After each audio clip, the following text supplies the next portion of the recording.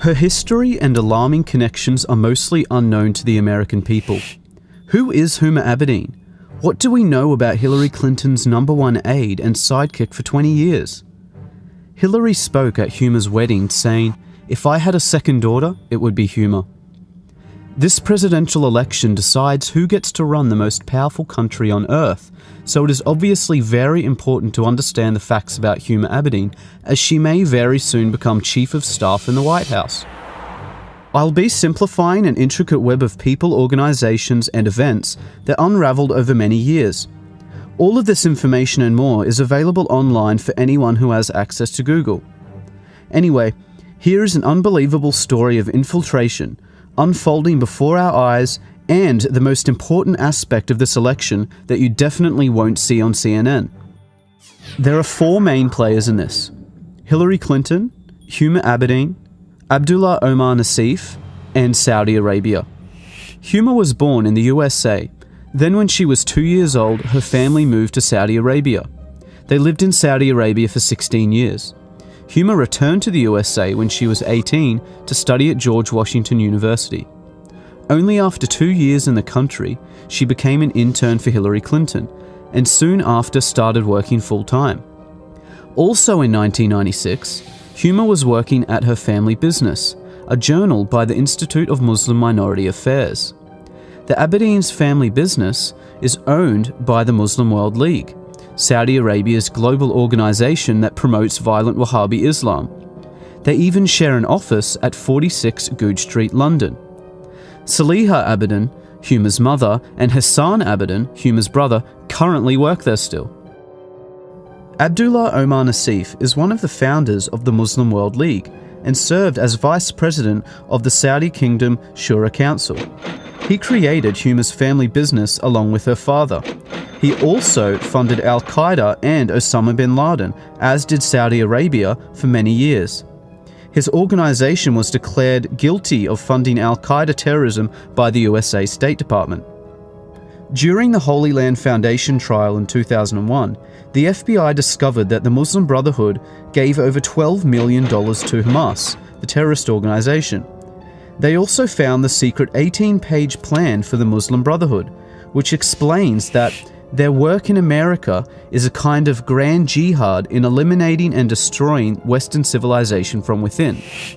This document is available online in full. One of the many listed organizations within the Muslim Brotherhood was the Muslim Students Association, which Huma was an executive board member on for 3 years. Only 2 years after Huma left, Anwar al-Awlaki, the Al-Qaeda member and preacher to 9/11 hijackers, became chaplain of the same Muslim Students Association that Huma was a part of. To make things worse, Huma's mother, Saliha Abedin, is a leading member of the Muslim Sisterhood, the women's division of the Muslim Brotherhood. All of these organizations share the same goal and tell us repeatedly in plain English. They want to destroy Western civilization and replace our laws with oppressive Sharia law like you see in Saudi Arabia. On 9/11, Abdullah Omar Nassif, Saudi Arabia, and Al-Qaeda tried to do just that. Where was Huma that day? The top funders of the 9/11 attacks created Huma's family business. Huma was officially working for the terrorists and Hillary Clinton the day those towers fell. Huma Abedin has never come forward with any information about her Saudi co-workers. Absolutely none of Huma's connections were mentioned by her during the investigations into 9/11. She has made no mention of her relationship to Abdullah Omar Nassif, the Muslim World League, Muslim Brotherhood, or her current status at her family business, which could be of unimaginable assistance to the FBI and the CIA. Huma's mother still works for the Muslim World League, yet Huma has made no effort to distance herself from her mother or her radical views.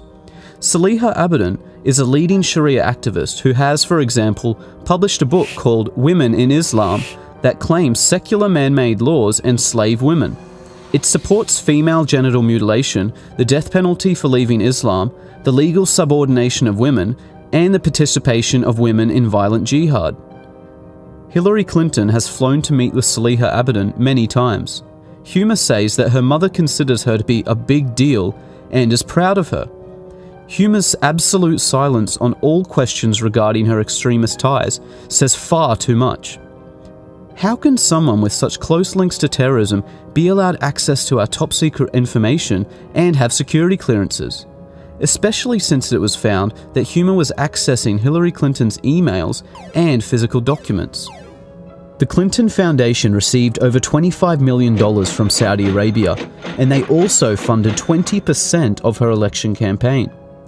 Saudi Arabia's massive influence on the Clintons and Obama administration has not gone unnoticed. The damaging results of Islamist influence on the USA and Europe is worthy of another dedicated report, as this is just the tip of the corrupt iceberg. But you can no longer deny that Hillary Clinton is actively working with a global movement whose goal is to destroy Western civilization, just for the selfish benefit of money and power.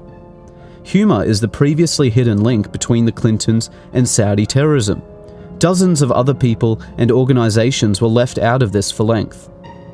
Any rational person should have high standards of evidence for claims such as this. So here is the fastest way to prove Huma's tie to Abdullah Omar Nassif that you can look up for yourself and is sourced by their own websites. Start at the website of Huma's family business, the Institute of Muslim Minority Affairs. See that Huma's mother, Saliha, and Huma's brother, Hassan, currently manage this company.